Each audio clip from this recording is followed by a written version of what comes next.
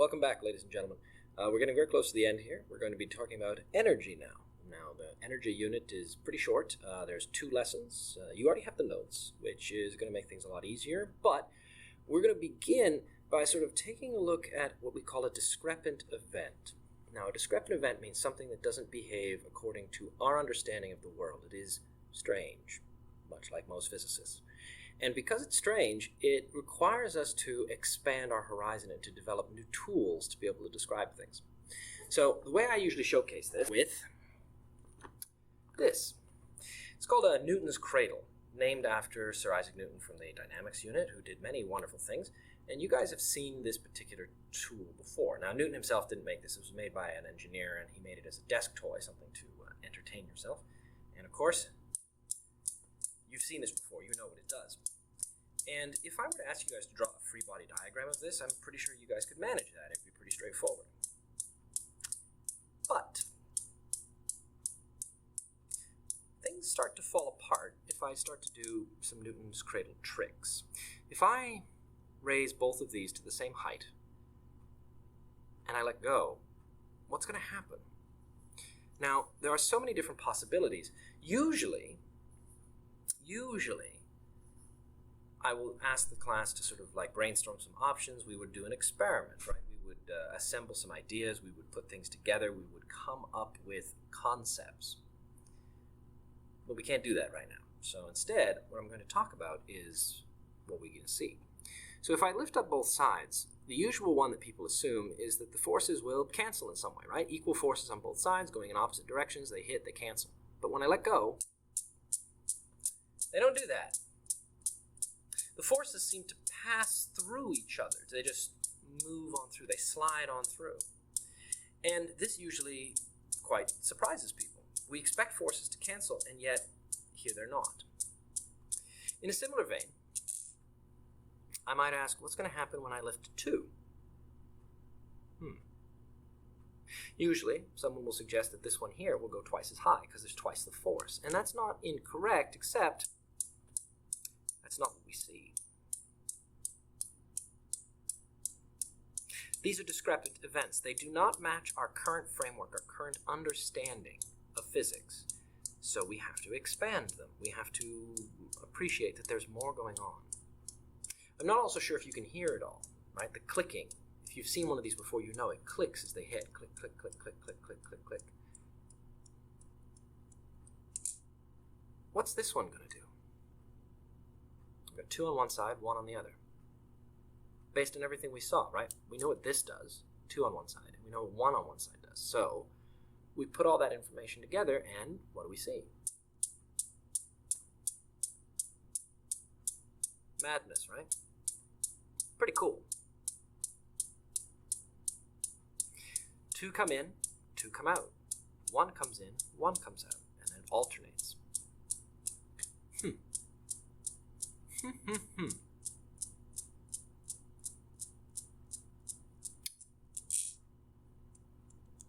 What about 3 and 2?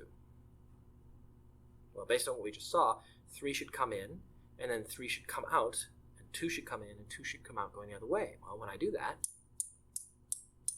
if you watch closely, you will see exactly that. You will see that 3 come in, 3 go out.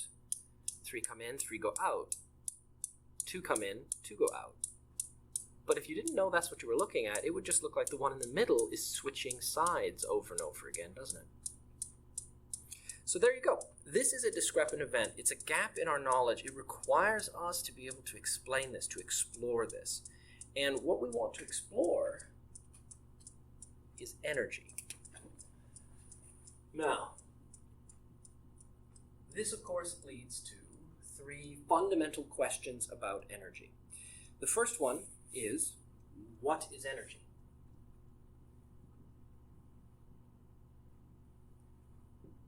The second one is, how do we use it?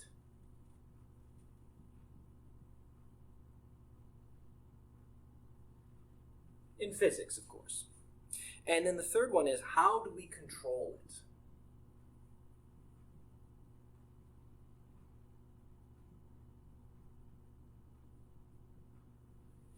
And the answers to these 3 questions are vital. put this away for now. So, in your notes, it talks about this in some detail. Energy, and this is key, this is sort of the big picture that we have to understand. Energy is a general way to visualize motion.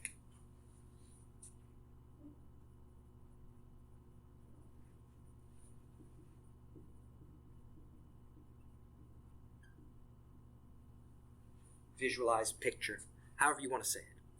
And the way you can think of it is that energy is like this invisible currency. It's money. It's a money to the universe. You can use it to exchange, to buy.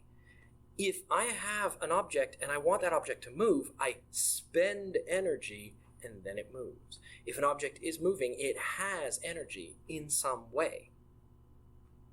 So energy is motion, is sort of one way to think about it. Now, the next thing, how do we use energy? Well, we use it to simplify the universe. Up until now, we've been exploring formulas and theories and ideas, and we have gotten very detailed. And it's gotten very complicated. There's a lot of stuff in physics. It covers a lot. We're trying to explain and explore what the entire world means, which is, not easy. Well, how do we use energy? We use it to simplify. Energy can be used to compare wildly different things to each other. I can state that 4 bullets have the same energy as the food that you should eat in the day. Just as I can tell you that a car costs the same amount of money as 10,000 cheeseburgers. Right? Money allows us to compare. It's a medium of exchange. I can tell you this is worth a certain amount. Energy allows us to tell you the worth of something in terms of physics. And then the last one is, how do we control energy? We control energy by doing work. And this is a physics term, work.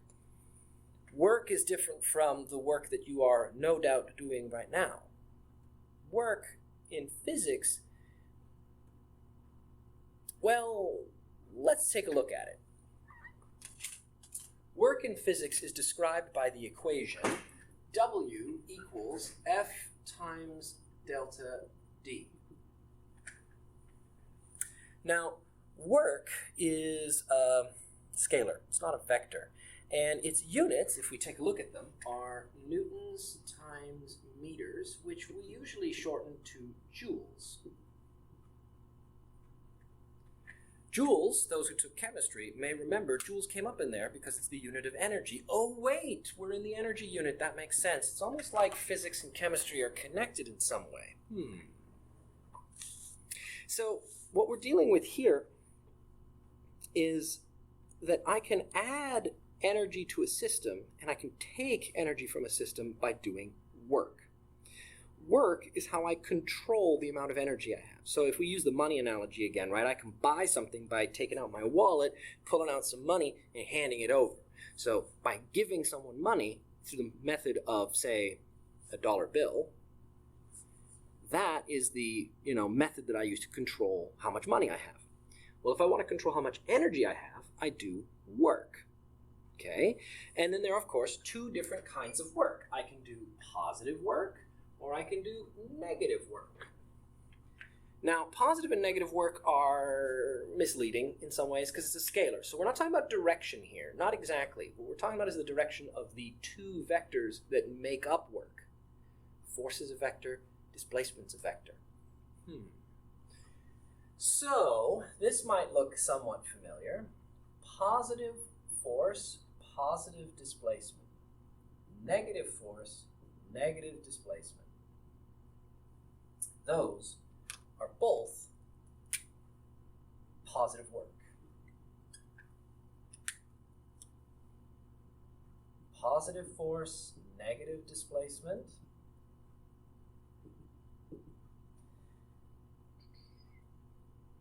Negative force and positive displacement are both negative work.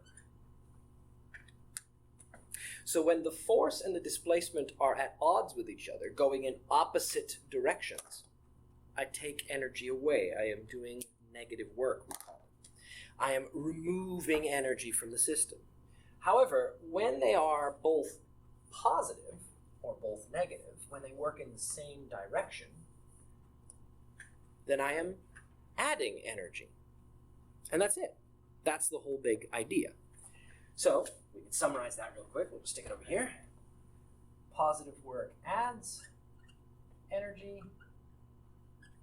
Negative work removes energy.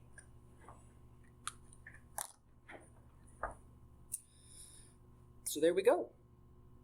That's kind of how work works. Functions. Let's go with that instead. Well, force and displacement, as we said, are vectors. And here's the weird thing about work.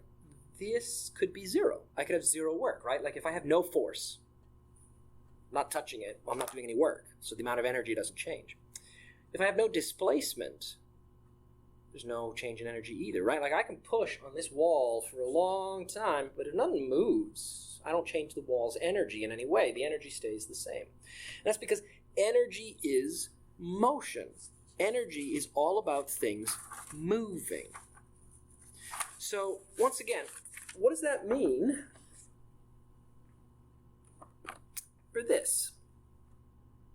Well, I apply a force across a displacement.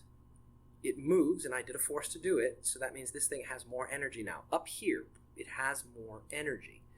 Now, currently this energy isn't being used, but I've given it to it, right? And we know how to release that energy. Once I let go, the energy is released. So the thing starts to move because of that energy. As it strikes, the energy from the one that I increased its energy, this one here gained energy, this energy transfers through the different ball bearings until it reaches the end. Now, as the energy releases to the end, it, of course, causes it to move, but here in the middle, there are other ball bearings in the way, so the energy can't go very far.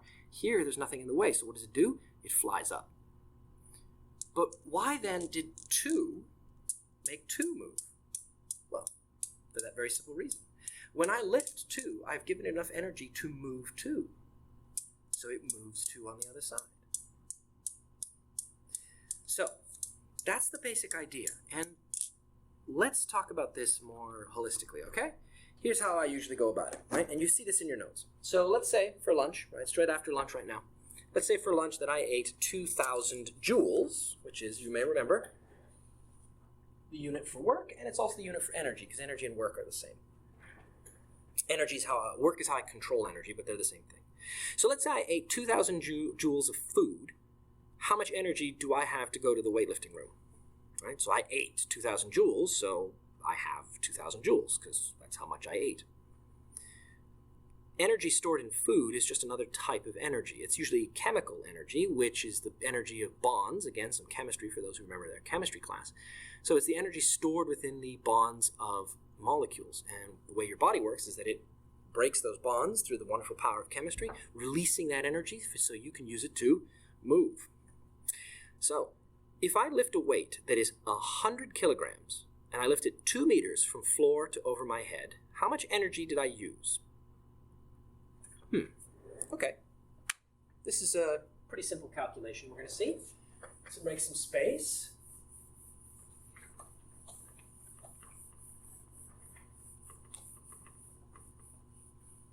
So I lift the weight overhead. And it says here in the notes that I lift it. It's a 100 kilogram weight. Okay, so here's my weight.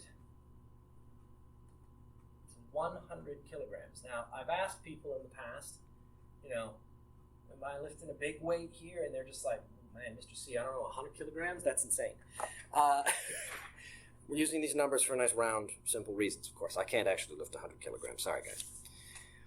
So I'm going to lift it 2 meters. So I'm going to go from here up to here, 2 meters. Okay? Well, my equation is that work is equal to force times displacement. So how much energy do I have to give it? Okay, well, I know it's 2 meters. So the question is just how much force? Well, if I'm lifting a weight on Earth, what am I having to beat? Well, we know this. It's gravity, right? If I'm lifting anything, be able to handle its weight, which is gravity pulling down on it. So it's going to be 100 times 9.8. Now, realistically, we would actually need to put like more than its weight, right? Like if I just lift, if this thing weighs 100 and I lift with 100, I'm not going to move it anywhere. I have to lift it with like 101 or 100.1 or 100.00001 or, boundary condition type problem. So we're just going to assume this is the minimum level. Anything higher than this, and it will work. But we're going to figure out what that minimum is.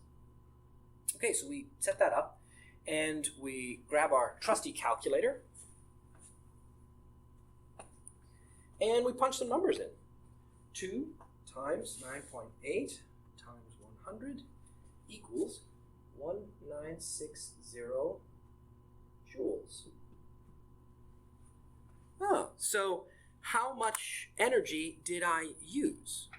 Because I used that energy. I took the energy from myself and gave it to this, to the weight.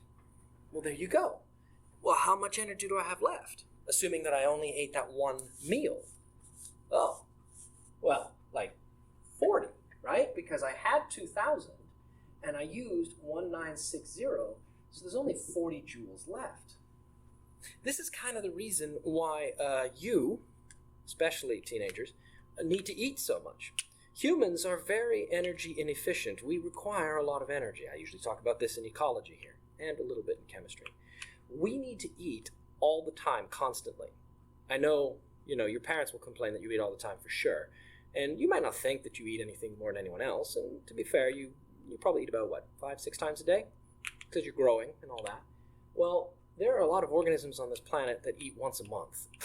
So 3 times a day for an adult and 5 to 6 times a day for a teenager is pretty crazy next to once every 30 days. So, okay, there's our first question. What else we got here? If I want to lower the weight slowly, which way do I apply a force? Ah, yes. So usually I do this in class where I'll lift up a ruler. Here's my 100 kilogram weight, right? I'm lifting weights. And then I'll say, okay, guys, so people in the weight room, you know how this works, right? So once you have the weight up here and you want to just put it back down on the ground, all you do is you just throw it to the floor, right? And then I usually actually throw it down, makes everyone jump because they're not used to making loud noises. And everyone who does weightlifting is like, no, that gets you kicked out. And it's okay, what do you have to do? We got to lower it slowly, that way you don't damage the floor or the weights or any people. Right, how do you lower something slowly? Well, right now, if this thing was 100 kilogram weight and I'm holding it up here, it's only staying there because I'm holding it, right? As soon as I let go, it falls. So how do I lower it slowly? I want it to not fall under gravity. I don't want it to fall free fall. I want it to fall slowly. And the answer is very simple. I just simply apply a force slightly less than this 980 here, and it'll lower slowly, right? If I equal gravity, it'll stay still. If I go above gravity, it moves up, and if I go below gravity's number, it'll start to drop. That's one of the reasons why when you're doing weightlifting, they tell you, hey, on the way up, on the way down, take it slow, because you're getting just as much of a workout minus 0.5% compared to when you lifted it up the first time. Because if you're taking it slow, that means that you are trying to stop gravity from dropping the thing the whole time that you're lowering it. So there you go. What do I have to do in order to make it go down? I have to apply basically the same number, just minus a decimal off the end. But of course, it's not positive anymore, is it? Because which way am I applying a force? I'm not applying a force down, because if I apply a force down, that means that I throw it to the floor, which again, they don't like when you do that. So I must be applying a force up, but the object is moving down, which as we discussed is negative work, which means I'm removing energy, and that makes sense. Once I lower the weight to the floor, it will not move. That's the whole purpose of putting it on the floor again, right? It stays there, right? I mean, if you were in space, you could just raise the weight up, leave it there, and walk away, because it wouldn't move, because there's no gravity pulling it down. Can't do that around here. Apparently, the astronaut Chris Hadfield commented that was one of the things that took some getting used to when he came back from the International Space Station, was the fact that you couldn't just leave things midair and then they stay there. Because in the space station, he'd be like working on something, and he's like, okay, I need a screwdriver, and then he'd just like, take the screwdriver out, use it, and then just like put it in space, and then like go, and it would just stay there because there's nothing to pull it down. And then when he needed it again, he'd just reach up and grab it. So he's back on Earth, of course, and he's working in the kitchen, and he's like, got a knife, and he moves to put it in empty space, and it, of course, falls. And he's like, oh, right, gravity's a thing. Whoops.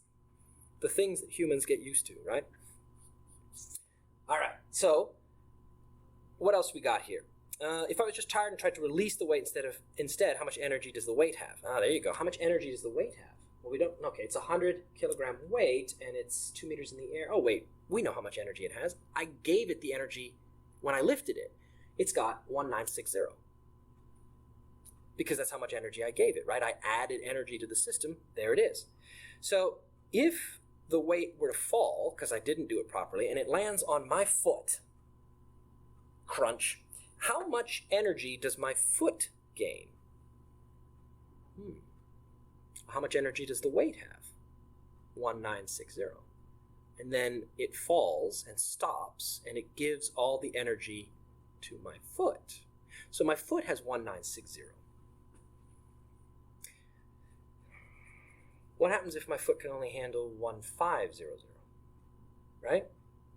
Well, then my foot breaks. That's how bones work. That's why, for example, a mouse, tiny little creature, only about that big, a mouse can fall from a great height, hit the ground, and it's totally fine. Whereas if you fall from the same height, hit the ground, you might break something. And an elephant, which is even bigger than you and me, I certainly hope, if it falls, even the height of its own body, it will snap like every bone in its body. This is why elephants, for example, can't jump.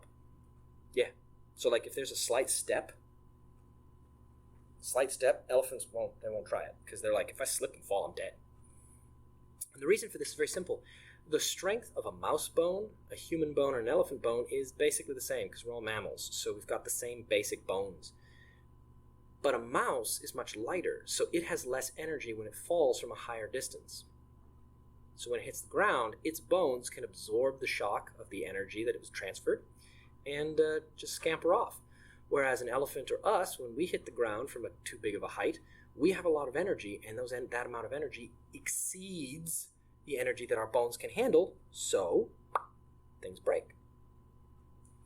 So that's it. This is how energy works. Energy is just the transfer of motion from one thing to another.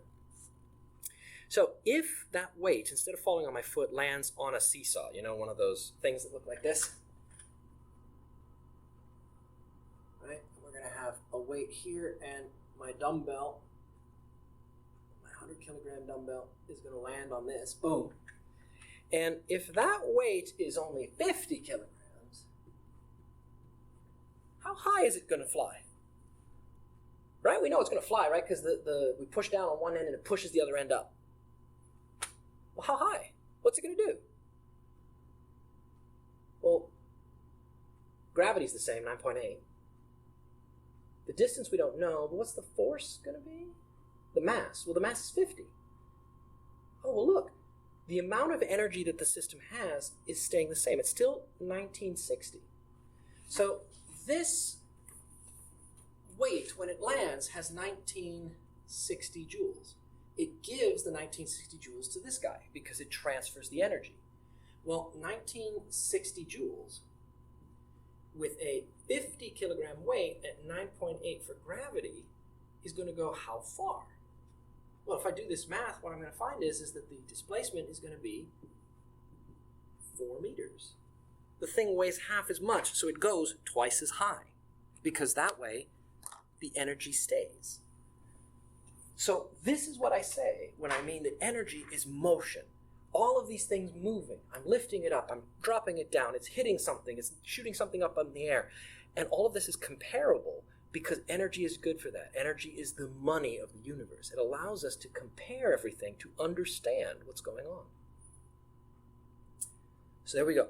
That is the introduction to energy. There is basically a single lesson left, and that will sort of give you everything you need to know about energy, and then you guys can try the booklet. I will leave you guys to it here, and I will probably post the next video on Thursday, if I have to guess. See you then.